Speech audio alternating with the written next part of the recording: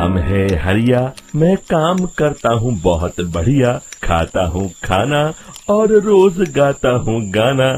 अरे यार, आज तो बहुत देर हो गई।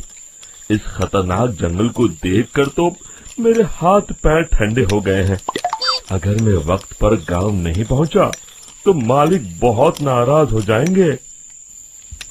तभी हरिया को एक आवाज सुनाई देती है।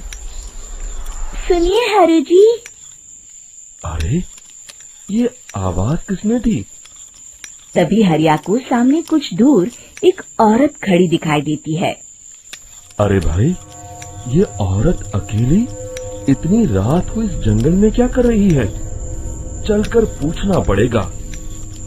फिर हरिया अपनी बैलगाड़ी उस औरत के सामने लाकर रोक देता है और उससे पूछता है। अरे सुनिए, आप इतनी रात को इस खतरनाक जंगल में अकेली क्या कर रही हैं? तभी वो औरत मीठी आवाज में कहती है, अरे हरु जी, आप आ गए। मैं कब से आपका इंतजार कर रही थी। वैसे तो यहाँ से काफी लोग गुजर चुके हैं, लेकिन मैं खास आपका इंतजार कर रही थी। अच्छा, तुम सच कह रही हो? मुझे तो यकीन नहीं हो रहा है। वो क्या है ना, आज तक किसी ने मुझसे इतने प्यार से बात नहीं की। हाँ हाँ हरु जी, मैं सच कह रही हूँ। अब देर मत करिए और जल्दी से मुझे मेरे घर तक छोड़ दीजिए। हाँ हाँ, कौन सी बड़ी बात है, अभी छोड़ देता हूँ। आप मेरे पीछे बैलगाड़ी में बैठ जाइए और मुझे रास्ता बताते चलिए। फिर वो औरत हरिया की बैलगाड़ी में बैठ जाती है और हरिया बैलगाड़ी हाँकता हुआ आगे चल पड़ता है। फिर उस औरत के बताए हुए रास्ते पर चलते चलते हरिया बैलगाड़ी लेकर एक काली गुफा के आगे आकर रुक जाता है। हरिया उस औरत से पूछता है, हाँ देवी जी, आपका घर कहाँ है? यहाँ तो एक गुफा के अलावा और कुछ नहीं है। तभी अचानक वो औरत हवा में उड़ने लगती है। देखते ही देखते उसका सुंदर रूप एक डरावनी चुड़ैल में बदल जाता है और वो जोर जोर से हंसती है। अरे तू तो एक नंबर का बेवकूफ निकला। तू तो बड़ी आसानी से मेरी बातों में आ गया। अरे मर गया रे, ये तो एक चुड़ैल है।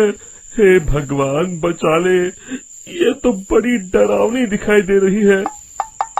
और फिर अगले ही पल हरिया की बैलगाड़ी में रखा सारा सामान हवा में उड़ता हुआ उस काली गुफा के अंदर चला जाता है और वो चुड़ैल भी उस गुफा के अंदर जाकर कहीं गायब हो जाती है। हरिया ये नजारा देख बुरी तरह घबरा और परेशान हो जाता है। अरे, ये चुड़ैल तो मेरा सारा सामान लेकर गुफा में गायब हो गई। अब क्या होगा? अगर मैं गांव खाली हाथ गया तो मालिक मेरी अच्छी खबर लेंगे। मेरी इस बात का कोई यकीन भी नहीं करेगा। फिर आखिर वही हुआ। हरिया के मालिक चंपक सेठ को हरिया की किसी भी बात पर रत्ती भर भी यकीन नहीं हुआ।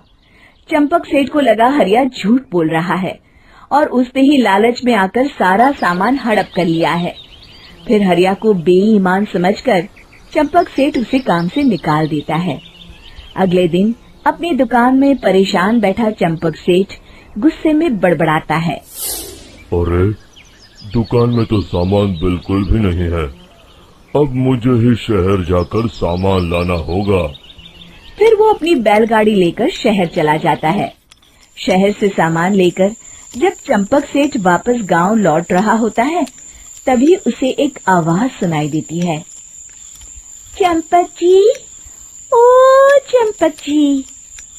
अरे, ये तो कोई मेरा नाम लेकर मुझे पुकार रहा है। फिर उस रास्ते में वही औरत खड़ी दिखाई देती है। फिर क्या था, हरिया की तरह चंपक सेठ भी उस औरत के पास अपनी बैलगाड़ी लेकर जाता है और वो भी उसकी चिकनी चुपड़ी बातों के मुंह जाल में फंस जाता है। फिर चुड़ैल उसे भी अपनी गुफा तक ले जाती है और उसका सारा सामान लेकर गुफा में गायब हो जाती है। बेचारा चंपक सेठ लाचार होकर खाली हाथ गांव लौट आता है। फिर ये उस जंगल में रोज की बात हो जाती है।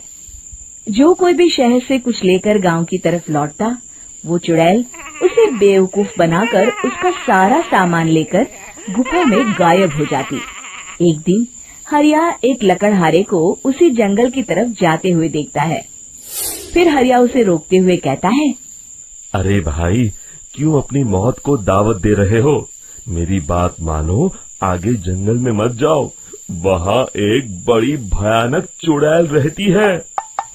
लकड़हारा हरिया की बातों को नजरअंदाज करते हुए कहता है, अरे भाई, मुझे पहले ही बहुत देर हो चुकी है, मुझे जाने दो भाई।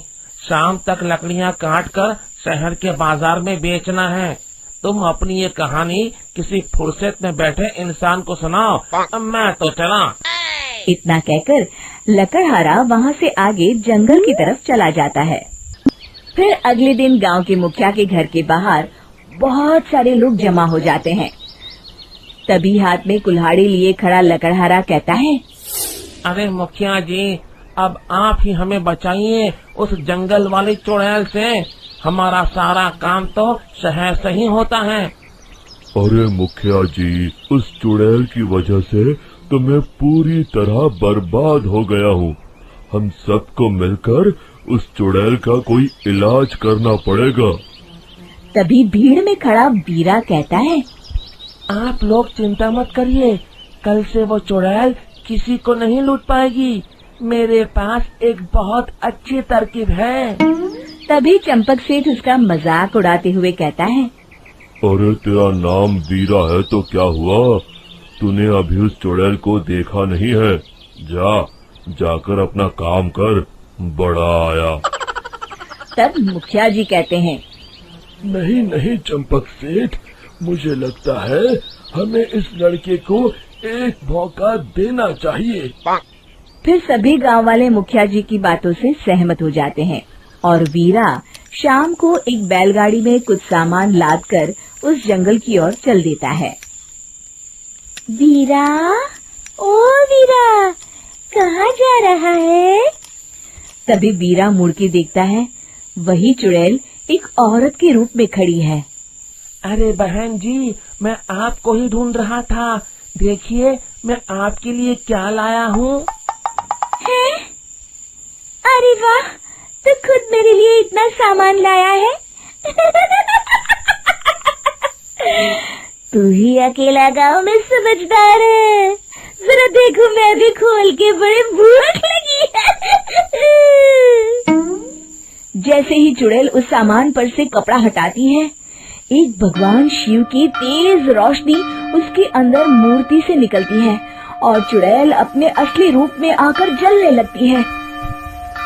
अरे मैं जल रही हूँ, बचाओ! बचाओ! ओम नमः शिवाय, मर गई मैं! देखते ही देखते वो चुड़ैल राख के साथ उड़ जाती है और सभी गांव वाले भी वहां जाते हैं। शिक्षा बुराई पे सदा अच्छाई की ही जीत होती है।